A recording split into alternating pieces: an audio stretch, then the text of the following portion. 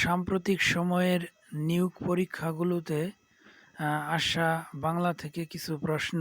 ১৩ শর্বরী কথাটির অর্থ রাত।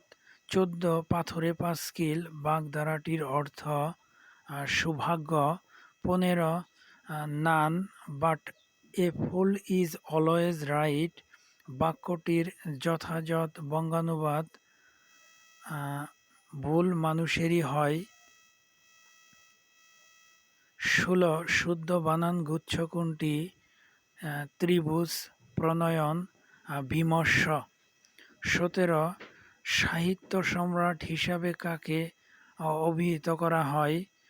বঙ্কিমচন্দ্র চট্টোপাধ্যায়কে। ১৮ বনফুল কার ছদ্মনাম? বলাইচাঁদ মুখোপাধ্যায়। ১৯ নিচের কোনটি মুক্তিযুদ্ধভিত্তিক উপন্যাস? একটি কালো মেয়ের কথা। ২০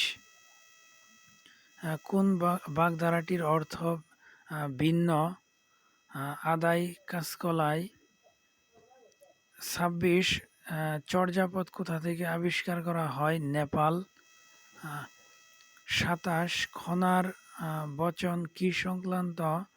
এটা কৃষি সংক্রান্ত। ২৮ ব্রজ বুলি একটি ভাষা। ২৯ মার্শিয়া শব্দের উৎস ভাষা আরবি।